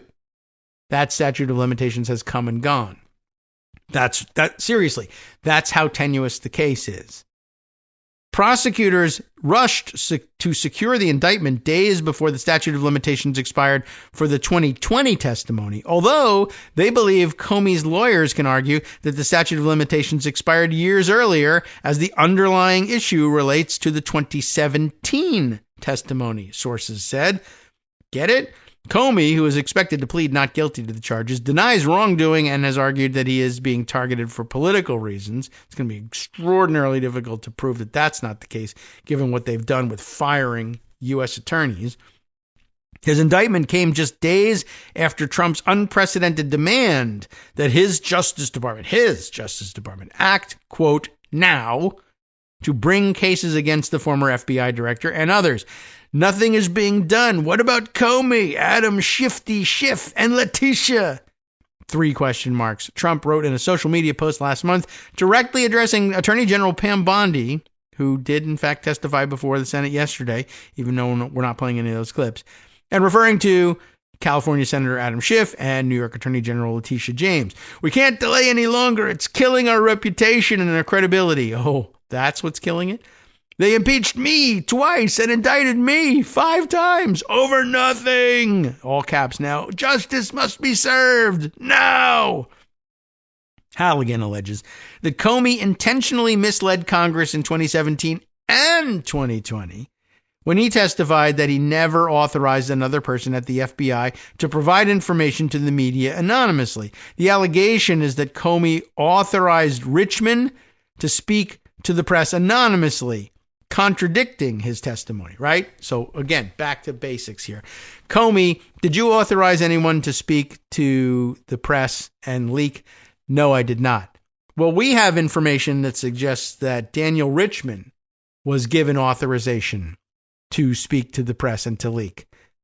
What is that information? Well, I don't know. But when the U.S. Attorney's Office said, we need to speak to you, Mr. Richmond, professor. Richmond is a professor. Were you authorized by James Comey to leak to the press? No. In fact, he told me not to speak to the press. All right. Now, understand that we believe the answer is actually yes. We think you're lying. But what we're going to do is charge Comey with lying because he said the same thing you did. But we think he's lying and we think you're lying. But we're not charging you, I guess, because we want you to say yes, actually. Will you do that? No, I will not. Well, that changes things, doesn't it? Trump later accused Comey of breaking the law by sharing his memos, arguing they contained classified information. We're going to do this now. Trump is really going to accuse other people of sharing classified information. Though Richmond later told ABC News in a statement that none of the documents had any classification markings. So that's not going to help. When prosecutors met with Richmond in September, he told them that he never served as an anonymous source for Comey or acted at Comey's direction while Comey was FBI director. Sources familiar with this interview told ABC News in at least two cases when Richmond asked if he should speak with the press, Comey advised him not to do so, sources said. I mean, that sounds bad for their case. Investigators who reviewed material from Comey's emails, including his correspondence with Richmond, could not identify an instance in which Comey approved leaking material to a reporter anonymously, sources told ABC News. Well, maybe you didn't say it. Did you email it? Not that we've been able to find. Richmond, a longtime friend of Comey, has previously acknowledged his role as an intermediary between Comey and reporters after Comey was fired from his role as FBI director, including leaking memos written by Comey about his interactions with Trump following his termination. So there's that. And of course, Republicans say, well, you did that, so you probably did it before he was fired too, right? No, that doesn't follow at all. And I'm certainly not going to say yes. So what do you got? You got nothing. You got nothing. Apparently not. Federal prosecutors have focused the inquiry on Comey's actions as FBI director, including the alleged leak of information about the Trump and Clinton campaigns ahead of the 2016 election, to find evidence that Comey intentionally misled Congress. As ABC News previously reported, career prosecutors in the office not only determined that the vast amount of evidence they collected in their investigation would be insufficient to convince a jury to convict him at trial, but it would also fail to meet a lower standard even of reaching probable cause to even bring a case, i.e. that they would fail in front of the grand jury. All right, so that's kind of where it is. Every step of the way, this case has been weak and mishandled. And there's a big a red bulletin up at the top of the ABC News page that says, former FBI Director James Comey pleads not guilty. So the arraignment has started, and I guess it's probably done by now. Former FBI Director James Comey, guess what? Pleads not guilty in first court appearance. I don't know if we're going to have to read you this, but any more things? The plea was entered by his attorney, Patrick Fitzgerald, who asked for a jury trial. That's no surprise there. The judge read the charges, said they carry a penalty of up to 5 years in prison with a $250,000 fine. I don't think we heard that information yet. He asked Comey if he understood the charges, and he said, I do, Your Honor. So then they were married, I guess. A trial date set for January 5th. That's funny. They should have delayed it by a day just for fun to make it a January 6th trial. But come January 6th, he's going to be on trial. That'll please them to no end as they have their, I guess will be the 5-year anniversary. Right, yeah. So on the 5-year anniversary of January 6th, James Comey will technically be on trial unless, of course, they throw this whole thing out beforehand, which they very well may. I would like to see that denied to them for a number of reasons.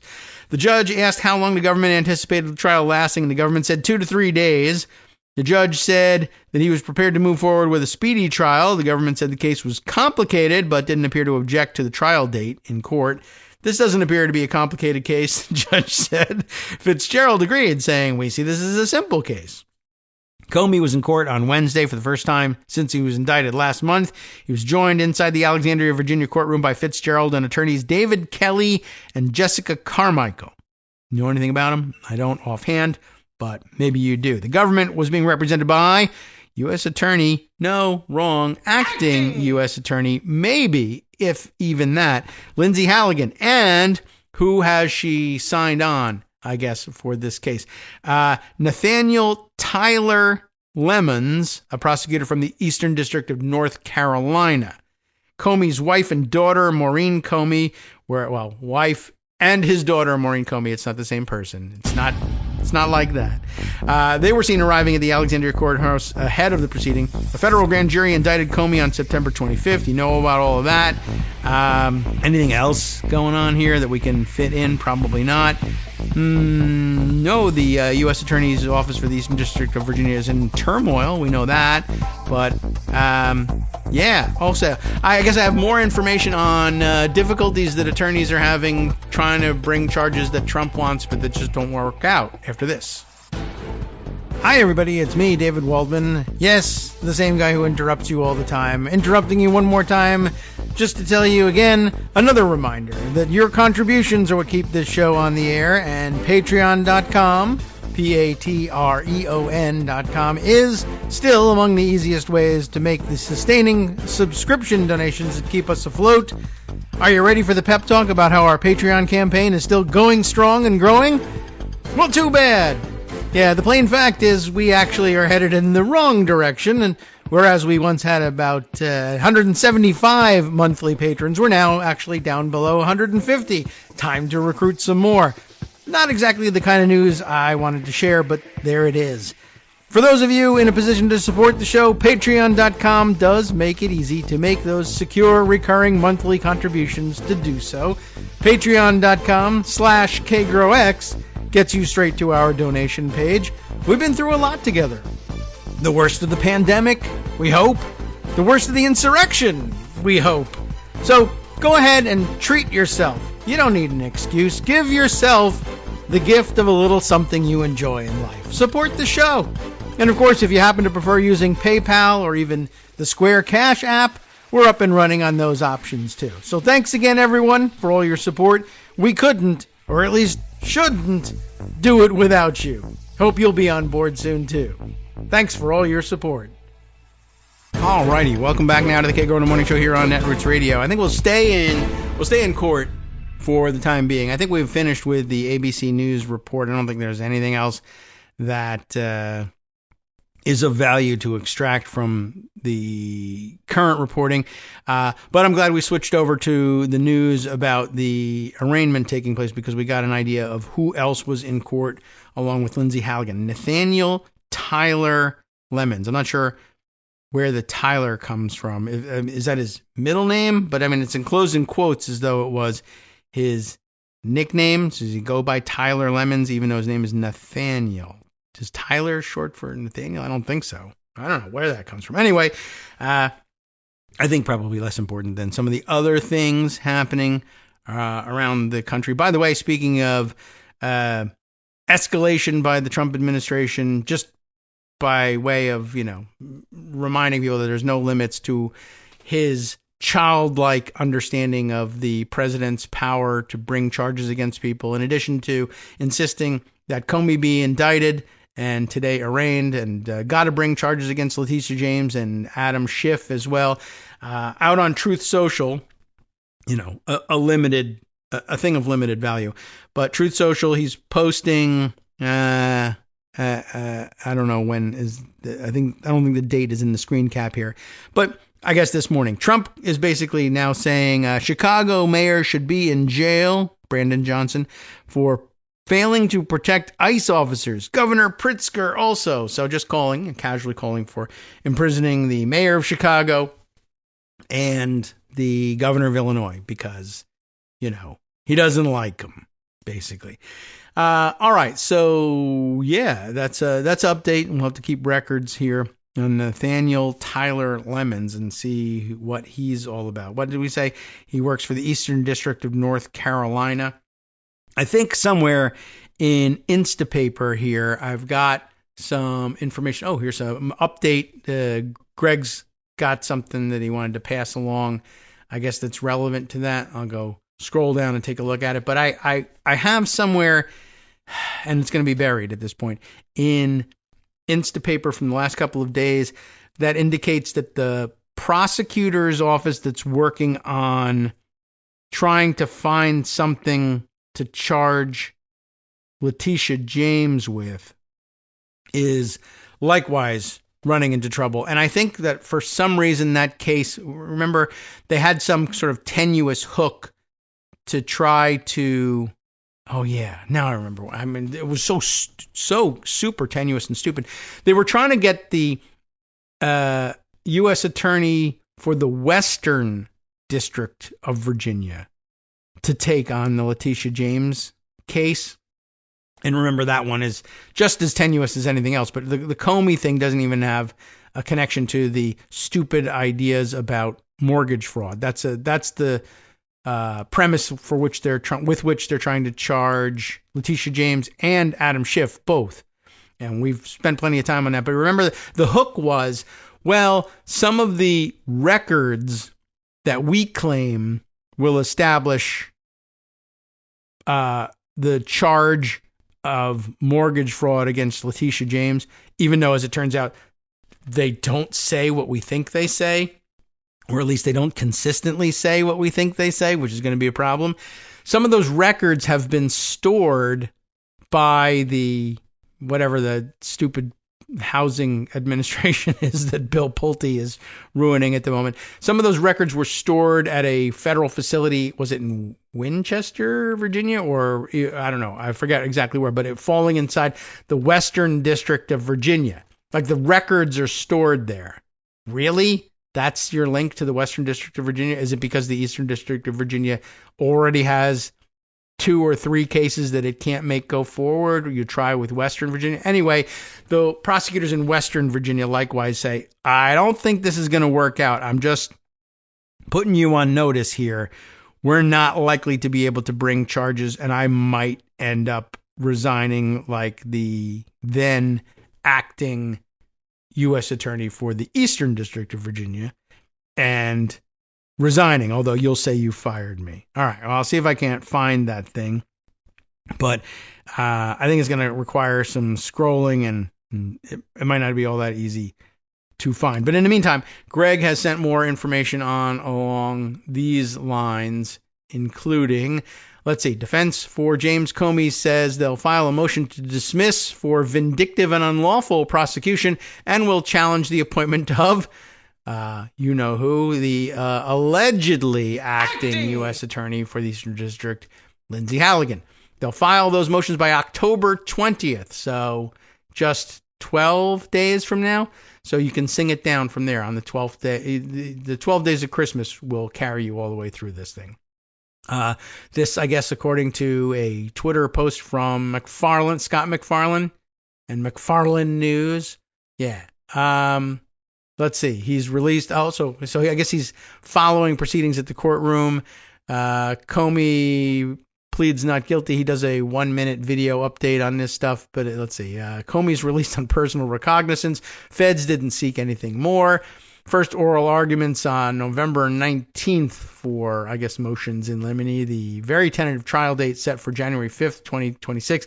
Very unlikely is the way Scott characterizes it. Very unlikely to even get to that point. Probably by October 20th when those motions are filed and maybe they argue those motions. They'll get an oral argument on November 19th. That ought to wrap things up. You get a pretty good indication that by Thanksgiving, you may see these charges being dismissed. All right. Trying to scroll around and find that, but I may have to sort of find it after today's show wraps up and just provide it to you by way of proof after the fact. But yeah, we have such a huge volume of things waiting in the wings that I don't think I'm going to be able to, easily identify the Western District attorney saying that she's unlikely to be able to go forward with those charges against Letitia James anyway. All right, well, just for now, you'll have to take my word for it. All right, back into the record from Instapaper and elsewhere. Things that we can prove actually exist. I thought this was of perhaps some interest. Usually it's Greg bringing out the Bulwark articles, particularly when it comes from Jonathan Last, but I thought it sets the mood nicely for what's going on in Chicago and the other courtroom dramas about whether or not National Guard troops can or should be federalized, what happens if you challenge these things. This is a good point. The Chicago Rubicon and what comes next. And remember, the Pope's from Chicago, former president's from Chicago. Maybe people will lend them a sympathetic ear. We aren't, says Jonathan Less, aren't at the worst case scenario yet. But if you squint, you can see it looming out there just over the horizon. That's the subheader. Let's get to the substance. It goes this way. I don't like sending out emergency newsletters, but I've had my eye on the situation in Chicago all day. And tonight, Texas National Guard troops arrived on Illinois soil in defiance of the wishes of the Illinois governor and the Illinois National Guard's adjutant general.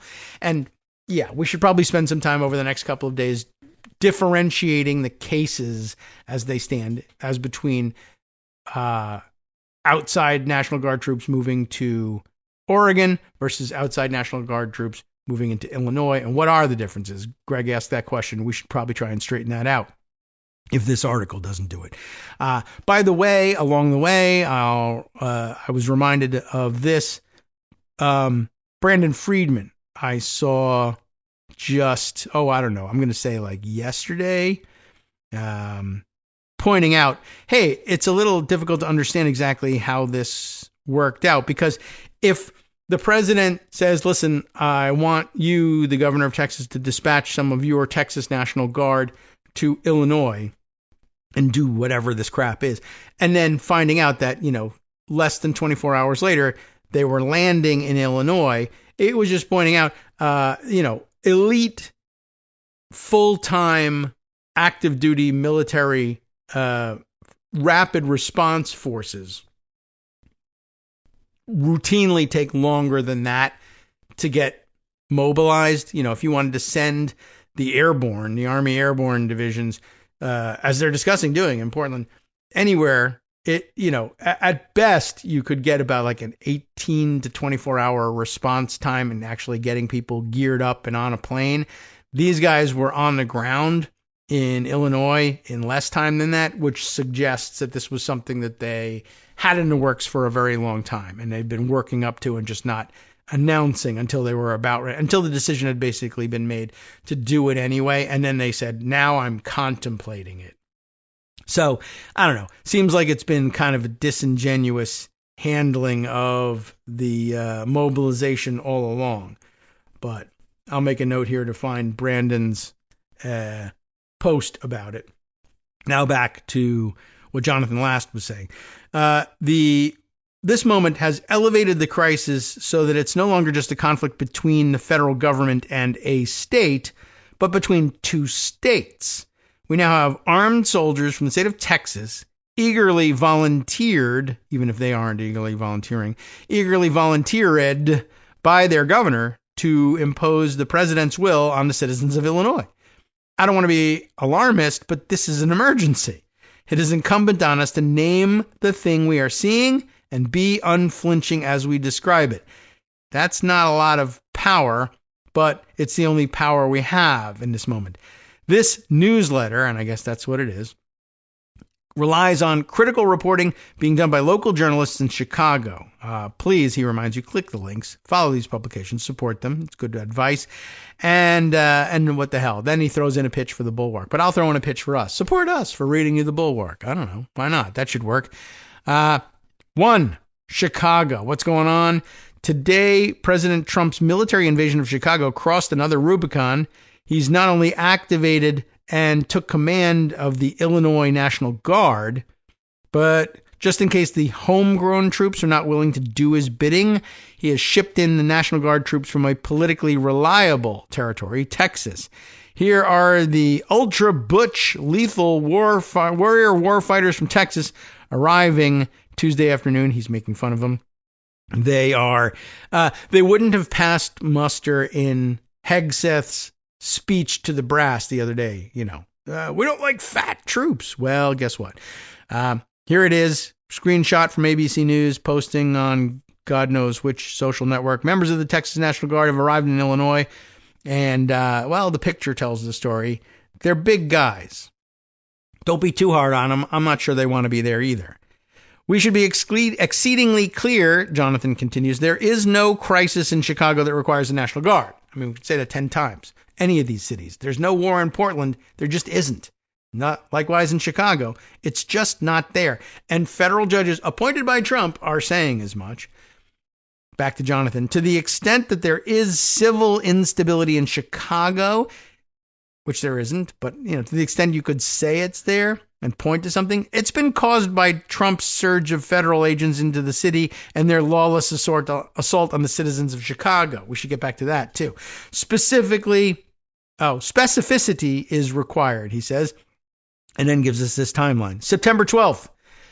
Why does he? What specificity he's offering? Specificity about Trump's surge of federal agents causing whatever instability is going on here. On September 12th, ICE agents shot and killed Chicago resident Silverio Villegas Gonzalez in Franklin Park. ICE claimed that Gonzalez was shot after he, quote, seriously injured an ICE agent. But guess what? Body cam footage shows that the same agent immediately after the encounter is describing his injuries as, quote, nothing major. September 30th, some 300 federal agents raid an apartment building in the dead of night. We know not all about that. We are learning more every day about that. Some rappel from a Black Hawk helicopter positioned over the building. They ransack apartments and detain not only children, but several U.S. citizens, including one Roderick Johnson, who spoke with Block Club Chicago. He was the guy who described that people were dropping on the roof before the FBI agents kicked in his door. He was stuffed inside a van with his neighbors for what felt like several hours until agents told him their building was clear. He said, they didn't tell me why I was being detained. They left people's doors open, firearms, money, whatever, right there out in the open. And then also they stole a bunch of stuff as well. Of course, on October 4th, we learned that the CPB agents shot an unarmed woman, although it turns out she may have had a pistol in her purse, but never took it out. Marimar Martinez. All right. Let's continue on. Was it this one? I'm just trying to keep things straight here.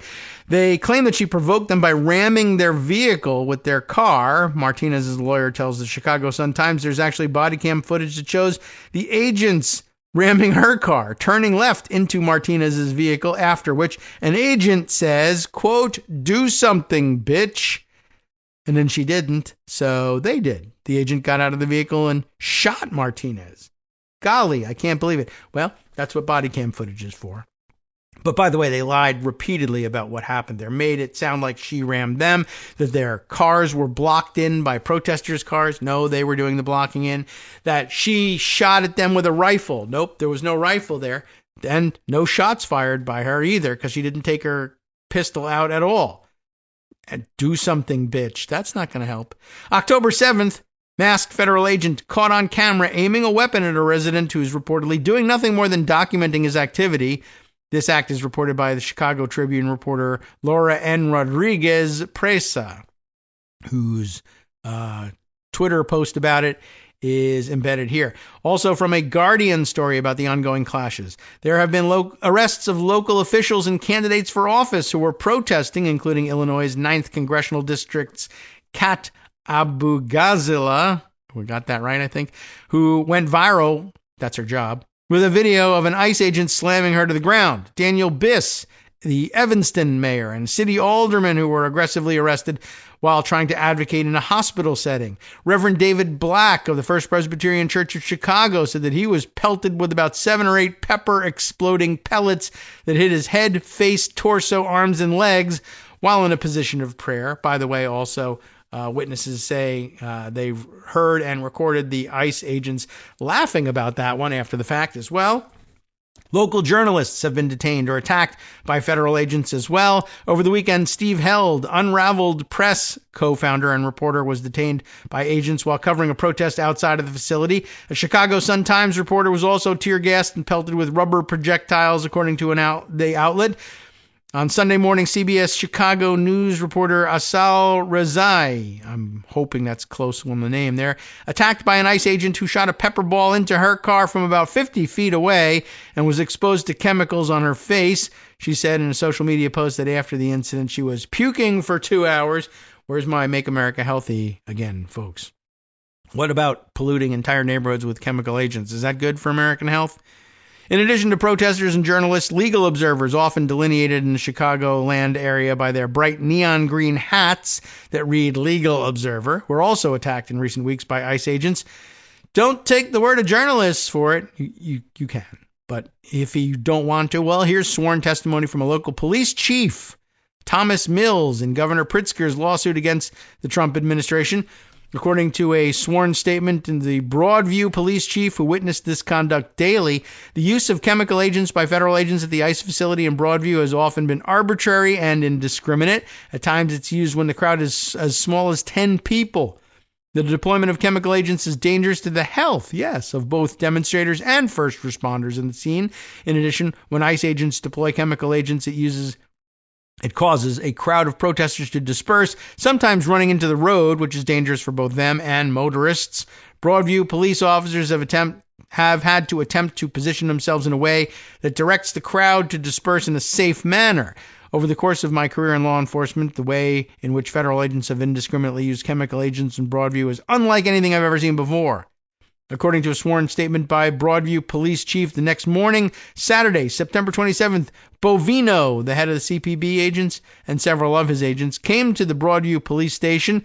They told Broadview police that the DHS agents would bring a, quote, shit show to Broadview that weekend, including that they would be increasing deployment of chemical arms such as tear gas and pepper spray. We should say what's going on here in clear and unsentimental terms. The president instructed federal agents to use extra-legal violence against both immigrants and citizens in Chicago. When the citizenry of Chicago objected to those violent acts, the president used their First Amendment demonstrations of protest as a pretext to deploy the Texas National Guard into the city so that armed soldiers from Texas could impose the president's will on the people of Illinois. He is setting not just the federal government against one of the states, but pitting armed soldiers from one state against the citizens of another. There are also federalism implications here. Our friend Amanda Carpenter, who's nobody's idea of a bleeding heart, that's true, is alarmed, and you should be too. She says, Trump is dangerously and perversely fusing the roles of the U.S. military and domestic agencies. The U.S. military is trained and equipped to confront foreign adversaries, operating under rules of engagement designed for war. Remember, Pete Hegseth just spent the whole hour, along with Trump, insisting that the U.S. military was and ought to be the most lethal force, yada, yada, deadly warriors, blah, blah, blah. What role have they got in addressing small protests numbering about 10 in any city in America? None. Why send the most lethal warriors to do this work? You shouldn't. All right. So, yeah, agencies like DHS and ICE are constrained by the U.S. Constitution and are supposed to protect constitutional rights. What we're seeing now is the worst of both worlds. Domestic agents adopting military tactics and the military itself being drawn into domestic political conflicts. Neither the military nor federal agents are trained or legally intended to perform each other's roles. In our nation's history, the extraordinary federal power to override a governor has been a last resort in moments of true crisis, such as when enforcing desegregation in Little Rock or quelling an actual insurrection. But that's not what's happening here. The White House is sending troops from Texas to Chicago, not to address a genuine emergency, but to override political opposition. In sending troops from red states to police blue states who object to their presence, the White House is bypassing that structure and overriding the will of the states. By the way, not sending any troops from neighboring states so far that I've seen. Wouldn't that be more convenient? Isn't that what they contemplated? The troops being sent to Chicago from the Texas National Guard represent an express end run around Illinois Democratic Governor J.B. Pritzker, who stated the deployment is a symbol of gubernatorial authority being trampled, state sovereignty being ignored, and the constitutional balance between states being attacked. The United States cannot remain a federalist system when soldiers from one state are sent to police another state against the explicit wishes of its elected leaders, and when the justification for it is a lie. using soldiers to enforce civilian law, blurs the line between the police and the military, conditioning Americans to accept armed troops on their streets as normal.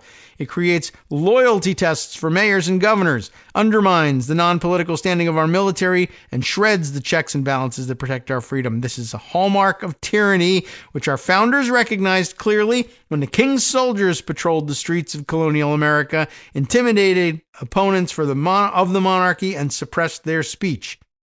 He says you should read Amanda's whole thing. Third, insurrection.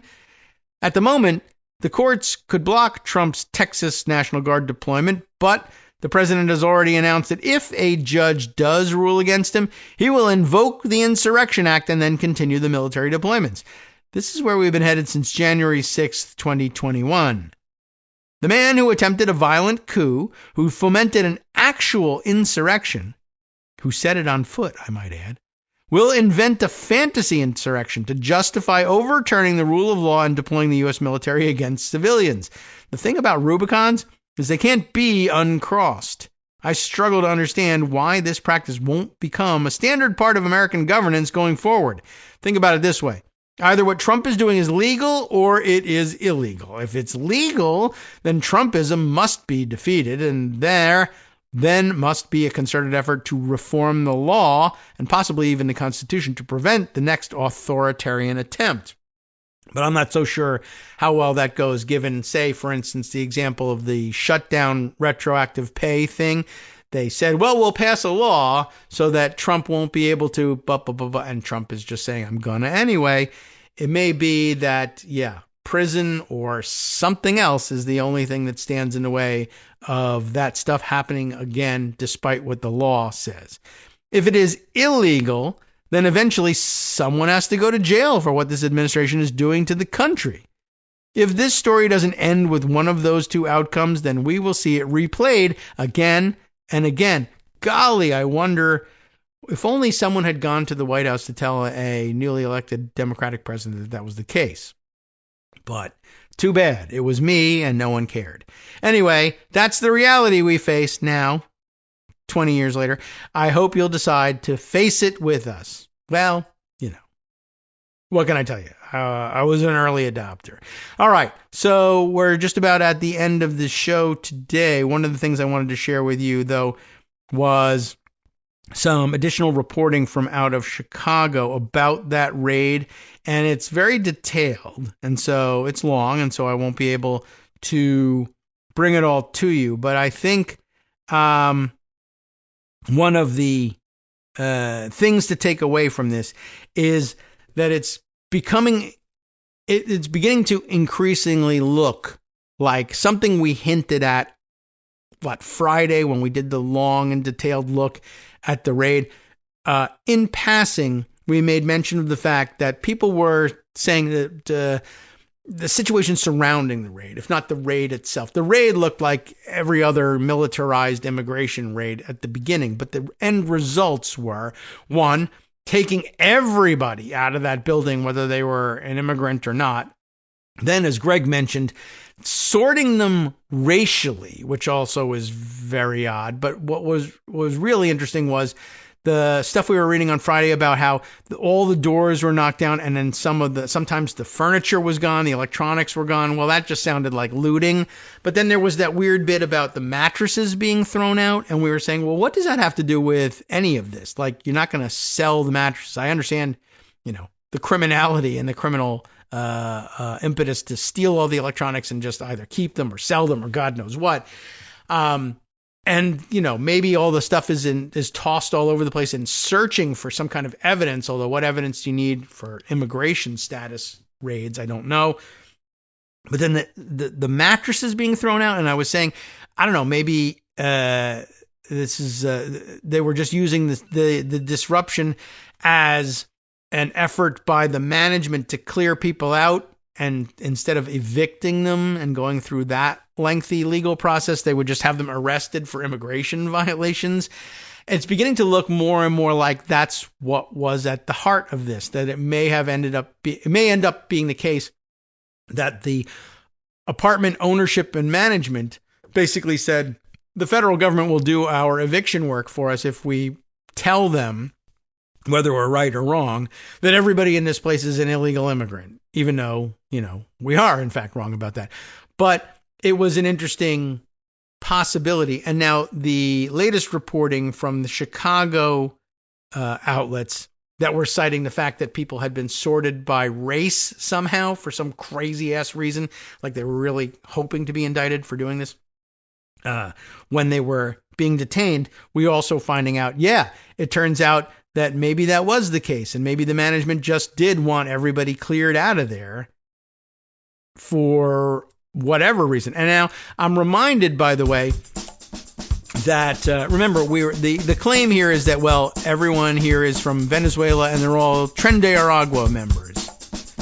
Remember that the origin of the Tren de Aragua myth in our consciousness comes from, I think the first time most people were introduced to it was the myth brought forth during the campaign in in fall of 2024, where they said, we got to do something about Aurora, Colorado.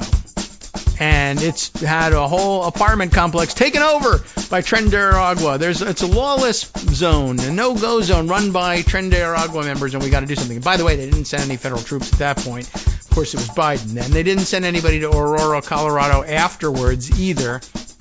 And somehow we've forgotten all about that one.